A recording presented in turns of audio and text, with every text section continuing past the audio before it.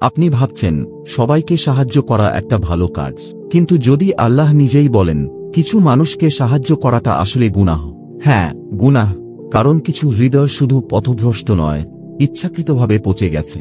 আর আপনি যতই তাদের সাহায্য করতে চান, তারা ততই আপনাকে আল্লাহ থেকে দূরে সরিয়ে দেয়। এটা নিষ্ঠুর হওয়া বা স্বার্থপর হয়ে যাওয়ার কথা না।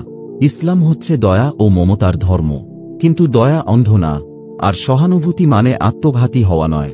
আল্লাহ তার অসীম জ্ঞানে কুরআনের মাধ্যমে আমাদের সতর্ক করে দিয়েছেন কিছু বিশেষ ধরনের মানুষ সম্পর্কে, যাদের পাশে দাঁড়ানো, তাদেরকে রক্ষা করা বা সাহায্য করা উচিত নয়, কারণ এটা করলে আপনার নিজের ঈমানি ক্ষতিগ্রস্ত হতে পারে। এগুলো সাধারণ সাবধানবাণী নয়, এগুলো আল্লাহর নির্দিষ্ট সীমারেখা। আর আপনি যদি সেই সীমা অতিক্রম করেন, তাহলে শুধু আপনার মানসিক শান্তি হারাবেন না, আপনি আল্লাহর সন্তুষ্টিও হারাতে পারেন। আজ আমরা জানব সেই ৮ ধরনের মানুষের কথা যাদের প্রতি সাহায্য, সমর্থন বা অনুমোদন দেওয়া থেকে আল্লাহ আমাদের নিষেধ করেছেন। না কারণ আপনার হৃদয় নরম না, বরং কারণ আপনার ঈমানকে সুরক্ষিত রাখা জরুরি। শুরুর আগে চলুন কয়েকটা গুরুত্বপূর্ণ প্রশ্নের উত্তর দেই, যেগুলো অনেকেই মনে মনে ভাবেন। ১. আমি কিভাবে বুঝব যাকে সাহায্য করছি সে আসলেই প্রাপ্য, নাকি আমার সাহায্যের অপব্যবহার করছে? এটাই একজন মুমিন হিসেবে আপনার দায়িত্ব। ইসলাম সদাকাহকে উৎসাহ দেয়, কিন্তু একসাথে প্রজ্ঞাকেও আদেশ করে। আমাদের নিশ্চিত হতে হবে আমাদের আর্থিক, মানসিক বা সামাজিক সহায়তা যেন গুনাহ বা জুলুমকে উৎসাহ না দেয়। যদি কেউ খোলাখুলি আল্লাহর অবাধ্য হয়, তাকে টাকা বা আশ্রয় দেওয়া মানে আপনি তার গুনাহের অংশীদার হচ্ছেন। রাসূলুল্লাহ সাল্লাল্লাহু আলাইহি ওয়াসাল্লাম বলেছেন, যে ব্যক্তি কাউকে গুনাহের দিকে পথ দেখায়, সে সেই গুনাহের সমান অংশ পাবে। ২. কিন্তু যদি আমি নিশ্চিত না হই, তাহলে জ্ঞান খুঁজুন, পর্যবেক্ষণ করুন।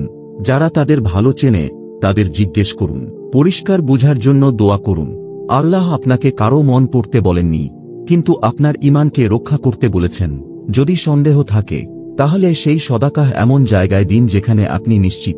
তা না হলে আপনি এমন কিছুতে সাহায্য করতে পারেন যা ক্ষতিকর। ৩. কেউ বাইরে থেকে ধার্মিক মনে হয়, কিন্তু ভেতরে কিছুটা সন্দেহজনক। মনে রাখুন, বাহ্যিক রূপ ধোঁকা দিতে পারে, কিন্তু আচরণই আসল সত্য প্রকাশ করে। তারা কি একা থাকলে ও আল্লাহর সামনে আন্তরিক? তারা কি মানুষদের সাথে ন্যায় বিচার করে? তারা কি মানুষকে আল্লাহর দিকে ডাকে, নাকি বিভেদ ও অহংকারের দিকে ডাকে? ইসলাম কখনো অন্ধভাবে সাহায্য করতে বলে না। ইসলাম বলে সঠিকভাবে সাহায্য করো। এই ভিত্তিটুকু পরিষ্কার হলে, আর যদি আপনার হৃদয় সত্যিই সঠিকভাবে সাহায্য করতে চায়, তাহলে চলুন জানিয়ে দিই সেই ৮ ধরনের মানুষের কথা, যাদের সম্পর্কে আল্লাহ নিজেই সতর্ক করেছেন। ধরন ১. যাদের গুনাহ করার অভ্যাস, কিন্তু তারা কখনোই তাওবা করে না। আমরা সবাই কমবেশি গুনাহ করি, কিন্তু এক ধরনের মানুষ আছে যারা গুনাহ করে দুঃখ পায়, অনুশোচনা করে। আর অন্যদিকে কেউ কেউ আছে যারা অহংকার ভরে বারবার একই গুনাহ করে। লজ্জা তো দূরের কথা, তারা এটা নিয়ে গর্ববোধ করে। ইসলাম দয়ার শিক্ষা দেয়, কিন্তু সেই দয়া মানে এটা না যে আপনি বারবার আল্লাহর অবাধ্য হতে পারেন। যখন কেউ হারামকেই নিজের লাইফস্টাইল বানিয়ে ফেলে, সংশোধনের কথা শুনতে চায় না, তাওবার পথে আসার কোনো আগ্রহ দেখায় না, তখন আপনি যদি তাকে বারবার সাহায্য করেন, তাহলে আপনি মূলত তাকে আল্লাহর বিরুদ্ধাচরণে সাহস দিচ্ছেন। আল্লাহ কুরআনে বলেন, যারা আমার নিদর্শনগুলো অস্বীকার করে এবং অহংকার করে, তাদের জন্য জান্নাতের দরজা কখনোই খোলা হবে না। তারা জান্নাতে প্রবেশ করবে না যতক্ষণ না উট সূঁচের ছিদ্র দিয়ে প্রবেশ করে।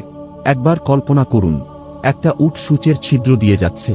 এই উদাহরণ দিয়ে আল্লাহ বুঝিয়ে দিচ্ছেন, যখন তাওবার জায়গায় অহংকার বসে যায়, তখন মুক্তি পাওয়া অসম্ভব হয়ে পড়ে।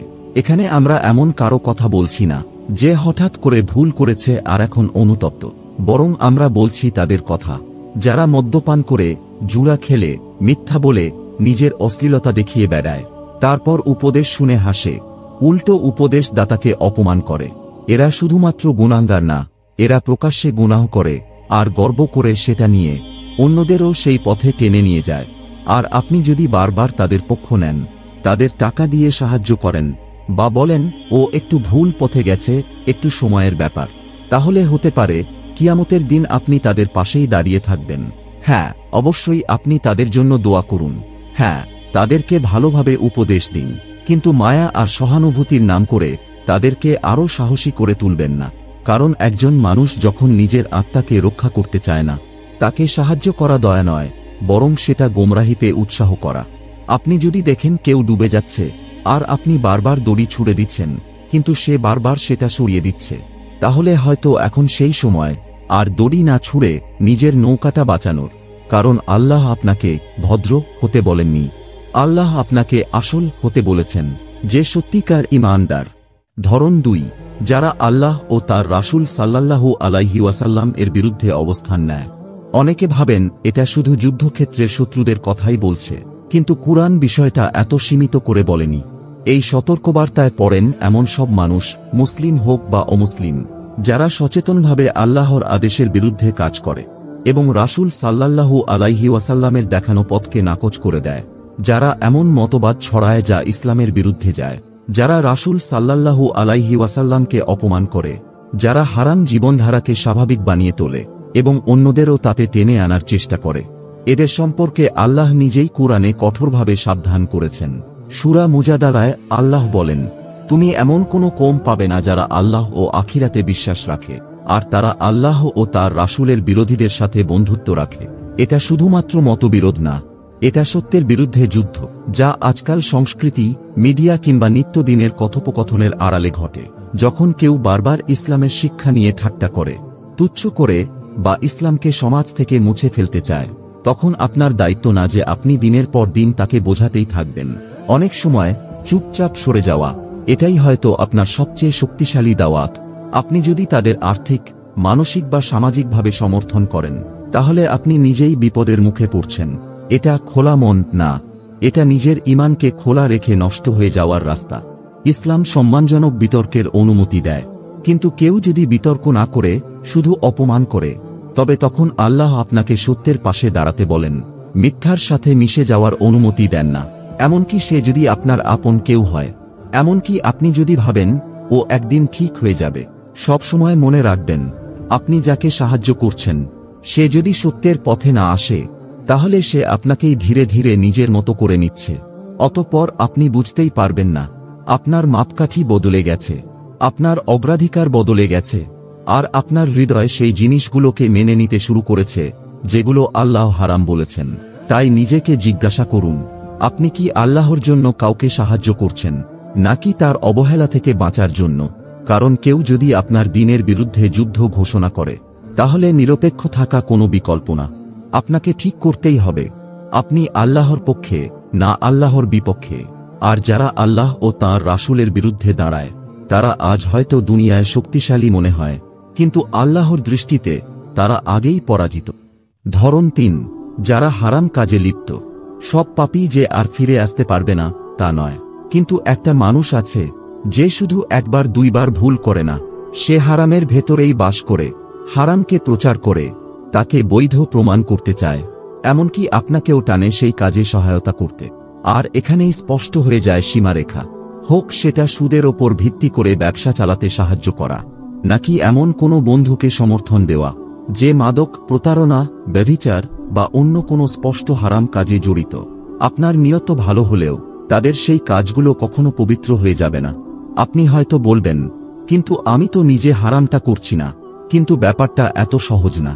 রাসূলুল্লাহ সাল্লাল্লাহু আলাইহি ওয়াসাল্লাম হুঁশিয়ার করে বলেছিলেন, যখন কোনো গুনাহ সমাজে সাধারণ হয়ে যায় আর কেউ তাতে বাধা না দেয়, তখন শাস্তি শুধু গুনাহগারদের উপরই আসে না, নীরব দর্শকরাও পড়ে যায় সেই আযাবে।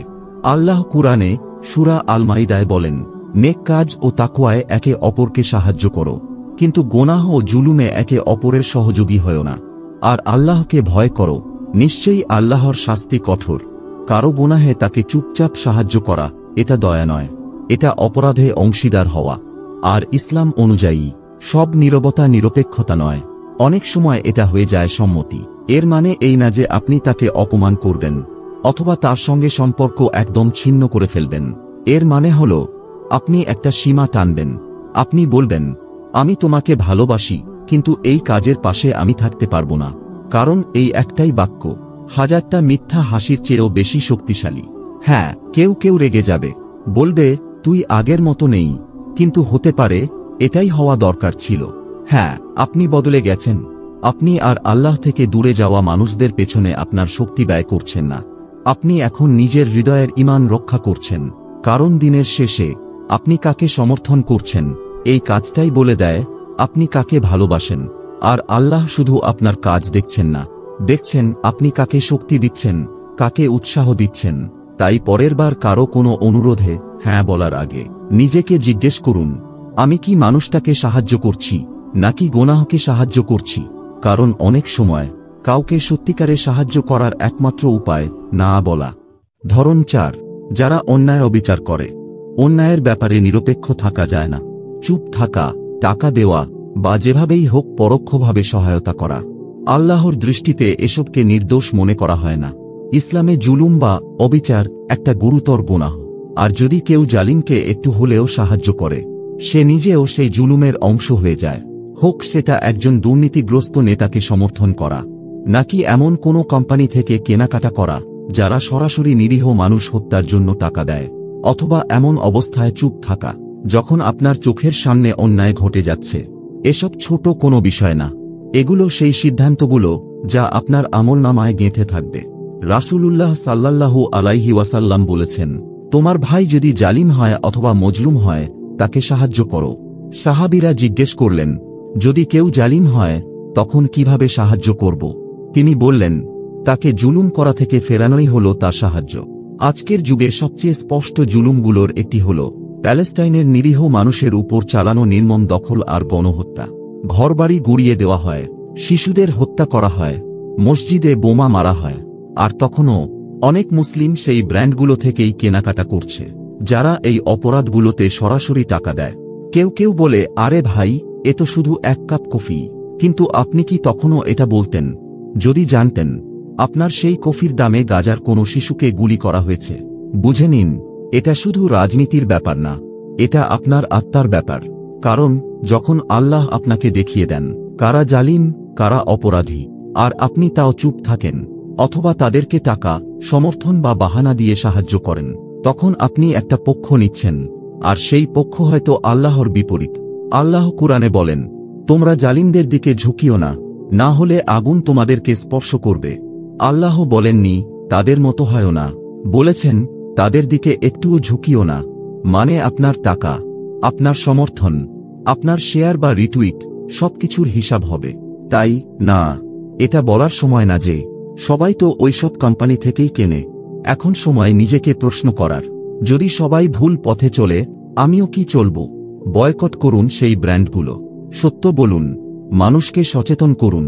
কারণ নিপীড়িতদের পাশে দাঁড়ানো মানে শুধু তাদের জন্য কাঁদা না, তাদের উপর জুলুমকারীকে ঠেকানোই হচ্ছে আসল সাহায্য। আর একদিন আল্লাহ আপনাকে জিজ্ঞেস করবেন, শুধু কি অনুভব করেছিলেন তা না, বরং আপনি কিতে টাকা দিয়েছিলেন সেটাও। ধরন 5, ভণ্ড, যারা নিজের কুফর লুকিয়ে রাখে। ওরা মুখে ইসলামী চেহারা পরে, ওরা ইমানের কথা বলে, কিন্তু ভেতরে এক ফোঁটা আলো নেই, এক বিন্দু বিশ্বাস নেই, শুধু অহংকার আর এক ভয়ঙ্কর প্রতারণার খেলা। এই মানুষদের ব্যাপারে আল্লাহ আমাদেরকে একবার না বারবার সতর্ক করেছেন পুরো কুরআনে। মুনাফিকরা, ভণ্ডরা শুধু গুনাহগার না, তারা পুরো উম্মাহর সঙ্গে বিশ্বাসঘাতকতা করে।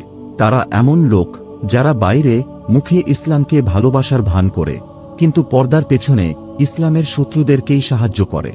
আর অবাক করা বিষয় হল, এই মুনাফিকরাই অনেক সময় ইনফ্লুয়েন্সার হয়, উপদেষ্টা হয়, নেতা হয়, এমনকি নিজেরা সংস্কারক সেজে ওঠে। তারা বলে, ইসলামকে আধুনিক করতে হবে, হিজাব নিয়ে এত কঠোর হওয়ার দরকার কি, জাহান্নাম তো চিরকাল না, তাই না?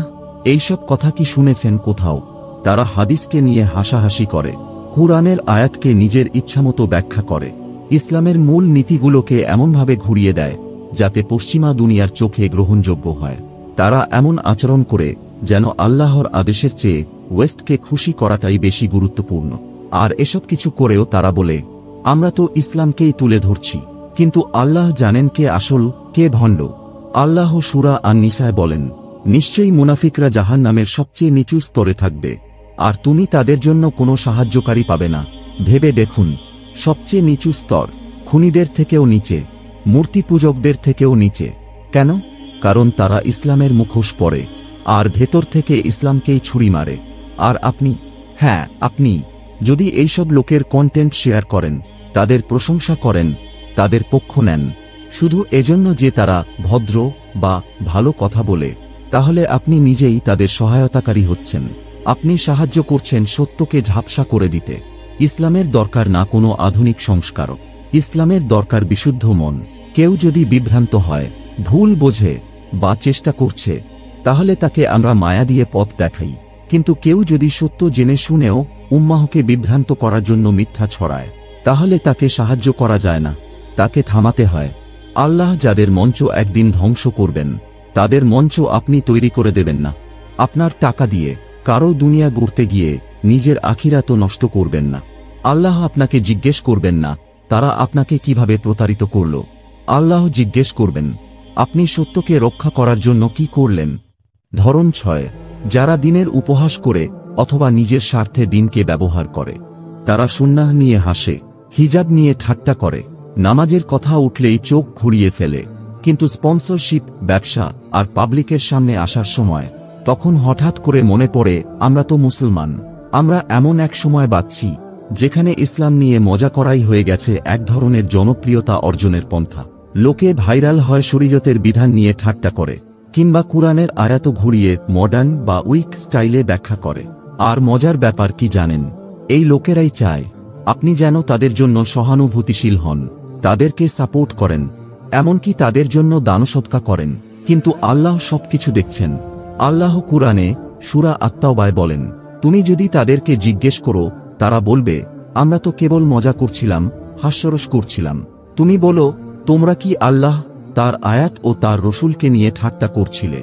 অজুহাত দিও না। তোমরা ঈমান আনার পর এখন কুফরি করেছ। এই আয়াত তাদের জন্য নয় যারা ভুল করে ফেলেছে, এই আয়াত তাদের জন্য যারা ভালো করেই জানে তারা কি করছে, তারপরও প্রকাশ্যে এবং বারবার ইসলাম নিয়ে ঠাট্টা করে। আর যখন কেউ ইসলামকে লোক দেখানো উদ্দেশ্যে ব্যবহার করে, তখন বিষয়টা আরও খারাপ হয়।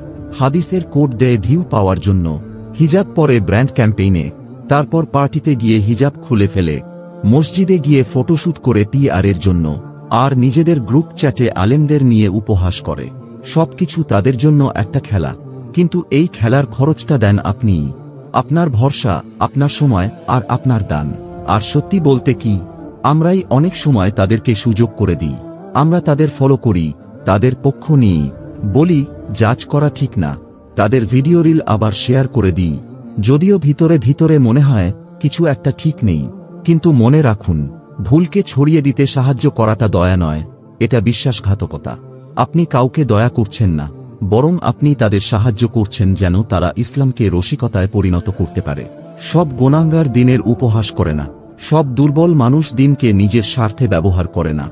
কিন্তু কেউ যদি ইচ্ছাকৃতভাবে দিনকে নিয়ে ঠাট্টা করে বা নিজের স্বার্থে ইসলামের ব্যাখ্যা বদলায়, আর জানে যে হাজারো মানুষ তাকে অনুসরণ করছে, তাহলে এটা একটা লাল দাগ বা রেড লাইন। আপনি এমন কাউকে সমর্থন করতে পারেন না যে আল্লাহর পবিত্র জিনিসকে অপমান করে। আপনার অর্থ, সময় বা মনোযোগ তাদের জন্য নয় যারা ইসলামের পবিত্রতাকে প্রশ্নবিদ্ধ করে। কারণ নবী মুহাম্মদ সাল্লাল্লাহু আলাইহি ওয়াসাল্লাম বলেছেন, তোমাদের মধ্যে যে কেউ কোনো অন্যায় দেখবে, সে যেন তা হাত দিয়ে প্রতিরোধ করে, তা না পারলে জিহ্বা দিয়ে, আর যদি তাও না পারে তাহলে অন্তরে ঘৃণা করবে। এটাই ঈমানের সবচেয়ে দুর্বল স্তর। এই হাদিস শুধু রাজনীতির জন্য ছিল না, এটা ছিল সাহস সম্পর্কে। সাহস সত্য ও মিথ্যার মাঝখানে দাঁত টানার, সাহস অসম্মানকে স্বাভাবিক হতে না দেওয়ার, সাহস ব্যক্তিত্ব নয়, ইসলামকে ভালোবাসার। যারা ভাইরাল হবার পেছনে দৌড়াবে, তাদের যেতে দিন। আপনি সেই ইসলামকে রক্ষা করুন যেটাকে আল্লাহ সম্মানিত করেছেন। ধরন 7, যারা আমানত ও চুক্তির প্রতি বিশ্বস্ত থাকে না। সবকিছুই টাকা পয়সার ব্যাপার না, অনেক সময় এটা হয় বিশ্বাসের ব্যাপার। আপনি কারো দরকারে তাকে 1000 টাকা দেন, সে বলে 2 সপ্তাহের মধ্যেই ফেরত দিব, কিন্তু মাস পেরিয়ে যায়, সে ফোন ধরে না, বন্ধুদের সঙ্গে এই নিয়ে ঠাট্টা করে, আর এমনভাবে চলে যেন কিছুই হয়নি। আপনি এক সময় তাকে মনে করিয়ে দিলে সে বলে, আরে ভাই একটু টাকাই তো, এত কঠিন হচ্ছ কেন? কিন্তু ইসলামে আমানত মানে সাধারণ কিছু না, এটা পবিত্র, এটা অনেক ভারী একটা দায়িত্ব। আর কেউ যদি ইচ্ছা করে এটা ভাঙে, ভুল স্বীকার না করে, সংশোধনের চেষ্টাও না করে, তাহলে এটা মোটেও হালকা কোনো বিষয় না। আল্লাহ সূরা আল-আনফালে বলেন, নিশ্চয়ই আল্লাহ আদেশ দেন যাতে তোমরা আমানত তাদের কাছে পৌঁছে দাও যা তাদের হক। এই আমানতের মধ্যে আছে ব্যবসার চুক্তি, ধার নেওয়া জিনিস, প্রতিশ্রুতি, এমনকি কারো মনের দায়িত্ব। হ্যাঁ, জীবনে সমস্যা আসতে পারে। কেউ কেউ সত্যিই কোনো কারণে টাকা ফেরত দিতে পারে না, অথবা প্রতিশ্রুতি রাখতে পারে না। ইসলাম এতে সহানুভূতির জায়গা রেখেছে। কিন্তু পার্থক্যটা কোথায় জানেন? চেষ্টায়, সততায়, যোগাযোগে আর নিয়তে। যদি কেউ সত্যি চেষ্টা করে কিন্তু পারছে না, তাহলে তাকে সহানুভূতি দেখানো আমাদের কর্তব্য। তাকে ক্ষমা করা উচিত, তার পাশে দাঁড়ানো উচিত। কিন্তু যদি কেউ কোনো চেষ্টা না করে ঋণ ভুলে যায়, আপনাকে অপরাধী বানায়, নিজেকে ভিকটিম দেখিয়ে দায় এড়াতে চায়, তাহলে বুঝে নিন এটা একটা লাল সংকেত। কারণ বিশ্বাসঘাতকতা শুধু কাজে হয় না, এটা হয় চুপ করে থাকা, এড়িয়ে চলা, যেন কিছুই হয়নি এমন আচরণ করার মধ্যেও। আর মনে রাখবেন, যখন কেউ প্রকাশ্যে তার দায়িত্বকে অস্বীকার করে, তখন সেটা পুরো উম্মাহর জন্য ভুল বার্তা দেয়। যেন ইসলামের কোনো মূল্য নেই, যেন মুসলমানরা কথার মানুষ না, যেন আমাদের উপর ভরসা করা যায় না, এবং এটা আমাদের সবাইকে ক্ষতিগ্রস্ত করে। রাসূলুল্লাহ সাল্লাল্লাহু আলাইহি ওয়াসাল্লাম বলেছেন, যে ব্যক্তির কাছে আমানত রাখা যায় না তার ঈমান নেই, আর যে প্রতিশ্রুতি রাখে না তার দ্বীনও নেই। কারো কাছে ধার ফেরত চাইলে সেটা কঠিন হওয়া নয়, কাউকে কথা রাখার দাবি করাও অভদ্রতা নয়, এটা ন্যায়পরায়ণতা। আর যদি কেউ বারবার প্রতিশ্রুতি ভাঙে, আর সেটা করে অহংকার নিয়ে, নট বিনয় সহকারে, তাহলে সে আসলে নিজেকে আপনার সামনে স্পষ্ট করে দিচ্ছে। আপনি যদি নিজের সম্পদ রক্ষা করেন, তাতে আপনি ভুল করছেন না। সীমা টানলে আপনি গুনাহগার হচ্ছেন না। কারণ দয়া মানে দুর্বলতা নয়। আর ইসলাম শুধু সাহায্য নয়, ইসলাম ন্যায়বিচারের ধর্ম। আর আমানত রক্ষা করা ন্যায়বিচারেরই অংশ।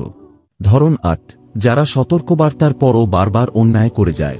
একবার কেউ ভুল করলে সেটা এক জিনিস, আর বারবার ইচ্ছে করে অন্যায় করলে সেটা আরেক জিনিস। একজন মানুষ ভুল করে অনুতপ্ত হয়, আরেকজন একই পাপ বারবার করে, তাও গর্ব নিয়ে। স্মরণ করিয়ে দেওয়া সত্ত্বেও আল্লাহ সঙ্গে সঙ্গে শাস্তি দেন না, তিনি সুযোগ দেন, তিনি বার্তা পাঠান, তিনি মানুষ পাঠান যারা আদবে নম্রভাবে উপদেশ দেয়। কিন্তু কেউ যদি প্রতিটি সতর্কতা উপেক্ষা করে, সত্যকে উপহাস করে, আর মানুষকে এমনভাবে কষ্ট দিতে থাকে যেন সে ধরাছোঁয়ার বাইরে, তাহলে এটা আর অজ্ঞতা নয়, এটা স্পষ্ট বিদ্রোহ। আল্লাহ সূরা আল-আরাফে বলেন, তারা বলল, আমরা তো আগেও নির্যাতিত ছিলাম, আপনি আসার পরেও। মূসা বললেন, হয়তো তোমাদের রব তোমাদের শত্রুকে ধ্বংস করে দেবেন এবং তোমাদেরকে তাদের স্থলাভিষিক্ত করবেন, যাতে তিনি দেখতে পারেন তোমরা কি করো। এরা এমন কেউ নয় যারা শুধু একবার পাপ করেছে, এরা এমন মানুষ যারা সত্য জেনে, উপদেশ শুনে, অগণিত সুযোগ পাওয়ার পরও একই অন্যায় বারবার করে। আমরা সবাই এরকম কাউকে চিনি। কেউ একজন গীবত করে, জানার পরও যে এতে মানুষের মন ভাঙে। কেউ চতুরতায় অন্যদের ঠকায়, জবাবদিহিতাকে উপহাস করে, নিজের চমৎকার ব্যবহার দিয়ে সমালোচকদের চুপ করিয়ে দেয়। আর আপনি যখন উপদেশ দেন, সে বলে, আমার বিচার করার তুমি কে? কিন্তু কথাটা বিচার করার নয়, কথাটা সীমারেখা টানার। কারণ কাউকে বারবার অন্যায় করতে দিতে থাকা, তা নীরবভাবে সেই অন্যায়ে সহমত হওয়া। আর সে যদি একের পর এক মানুষকে কষ্ট দিতে থাকে, আর আমরা যদি বারবার তাকে সাহায্য করি, তাহলে আমরা নিজেই সেই কষ্টের অংশ হয়ে যাই। এই কারণেই ইসলামী আলেমরা বলেন, যে ব্যক্তি খোলাখুলি অন্যদের অধিকার নষ্ট করে, সতর্ক করা সত্ত্বেও থামে না, তাকে কোনোভাবেই সাহায্য করা হালাল নয়। যদি সেই সাহায্য তাকে অন্যায় শক্তি দেয়, এটা হতে পারে তাকে প্ল্যাটফর্ম দেওয়া, তার কাজের জন্য ফান্ডিং করা, বন্ধুত্বের কারণে তাকে ডিফেন্ড করা, অথবা চুপ করে থেকে তার জুলুম মেনে নেওয়া। আর পরিষ্কার করে বলি, এটা কোনো অনুমান না, এটা ব্যবহারিক প্রমাণ। কেউ যদি বারবার চুরি করে, প্রতারণা করে, মিথ্যা বলে, অন্যদের ওপর জুলুম করে, আর তাকে বারবার থামার সুযোগ দেওয়া হয়, তাহলে আপনি যদি একসময় দূরে সরে যান, আপনি নিষ্ঠুর নন, আপনি জ্ঞানী। কারণ দয়ারও একটা সীমা আছে। ক্ষমাও তখনই অর্থবহ হয় যখন তার মধ্যে আন্তরিকতা থাকে। আর কেউ যদি বারবার প্রমাণ করে সে কারো কষ্ট নিয়ে ভাবে না, তাহলে আপনি যদি তাকে আর সাহায্য না করেন, আপনি গুনাহগার হবেন না। আর যদি কেউ বলে, তোমরা কি বলো না সবাইকে সাহায্য করা উচিত? উত্তর হল, হ্যাঁ, কিন্তু ন্যায়বিচারের খরচে নয়, নির্দোষদের নিরাপত্তার বিনিময়ে নয়। ইসলাম আমাদের শেখায় পড়ে যাওয়া মানুষকে উঠাতে, তাদের না যারা অন্যদের ঠেলে নিজেরা উপরে ওঠে। আর যদি আপনার মন খারাপ হয় বা অপরাধ বোধ আসে, তাহলে মনে রাখুন, আল্লাহ নিজেও জুলুমকারীর পাশে থাকেন না, যতক্ষণ না সে তার জুলুম বন্ধ করে। তাহলে আমরা কেন থাকব? কাউকে সাহায্য করা বন্ধ করলে নিজেকে অপরাধী মনে হওয়াটা স্বাভাবিক। আপনি যখন কাউকে সাহায্য করা বন্ধ করে দেন, তখন নিজের ভেতর অপরাধবোধ আসাটা খুবই স্বাভাবিক। বিশেষ করে তখন যখন সে মানুষটা আপনার নীরবতা, আপনার দয়া, আপনার উদারতা নিয়েই অভ্যস্ত হয়ে গেছে। কিন্তু মনে রাখবেন, সব সাহায্যই দয়া নয়, আর সব দানই প্রতিদানযোগ্য নয়। অনেক সময় আপনি যদি সাহায্য করা থেকে নিজেকে সরিয়ে নেন, সেটাই হতে পারে সবচেয়ে স্পষ্ট ও শক্তিশালী দাওয়াত। কারণ ইসলাম আমাদের চোখ বন্ধ করে দান করতে বলেনি। ইসলাম শিখিয়েছে সচেতন দয়া। যার মনে চেষ্টা আছে তাকে সাহায্য করুন, যে অনুতপ্ত তাকে সমর্থন দিন, যে পড়ে গেছে কিন্তু উঠতে চায় তাকে হাত বাড়িয়ে দিন। কিন্তু যে বারবার অন্যকে কষ্ট দেয়, আল্লাহর নিয়ম নিয়ে ঠাট্টা করে, আর আপনার দয়া ব্যবহার করে নিজের অন্যায়কে আরও শক্তিশালী করে, তার থেকে আপনি দূরে সরে গেলেও আপনি তাকে ফেলে যাচ্ছেন না, আপনি আপনার দিনকে রক্ষা করছেন। আল্লাহ কুরআনে স্পষ্টভাবে বলেছেন, নেক কাজে ও তাকওয়ায় একে অপরের সহায়তা করো, কিন্তু গুনাহ ও জুলুমে সহায়তা করো না। এটা কোনো পরামর্শ নয়, এটা আল্লাহর আদেশ। তাই আপনি বাধ্য নন কারো পাপের কাজে অর্থ দিতে, তাকে সমর্থন দিতে বা তাকে অন্যায়ে উৎসাহিত করতে, শুধু এই কারণে যেন আপনি ভদ্র বা দয়ালু দেখান। সত্যিকারের দয়া হল আল্লাহর প্রতি আনুগত্য বজায় রাখা, চাই সেটা কারো কাছ থেকে দূরে সরে যাওয়াই হোক না কেন। তাই পরের বার যখন মনে হবে আপনি যেন কঠোর হয়ে যাচ্ছেন, মনে রাখবেন আল্লাহ আপনার নিয়ত দেখেন। তিনি জানেন আপনার হৃদয়ের অবস্থা। আর আপনি যদি কাউকে সাহায্য করা বন্ধ করেন, অহংকার থেকে না, বরং আল্লাহর নির্দেশ মানার জন্য, তাহলে সেটার প্রতিদানও আল্লাহ আপনাকে দিবেন। আপনি যদি কখনো এরকম অবস্থায় পড়ে থাকেন, তাহলে এই ছোট্ট দোয়াটা লিখে অন্যদের অনুপ্রাণিত করুন। ইয়া আল্লাহ, আমাকে সেখানে সাহায্য করার তৌফিক দাও যেখানে তা তোমার জন্য সন্তোষজনক। আর যদি এই বার্তাটা আপনাকে নতুনভাবে চিন্তা করতে শিখিয়ে দেয়, তাহলে একটা লাইক দিন, সাবস্ক্রাইব করুন আরও এমন কন্টেন্টের জন্য, আর কাউকে শেয়ার করে দিন যে এটা শুনে উপকৃত হতে পারে। কারণ সাহায্য করাটা অবশ্যই একটি গুণ, কিন্তু জ্ঞান ও হিকমতের সাথে সাহায্য করা, এটা আল্লাহর দেয়া এক বিশেষ নিয়ামত।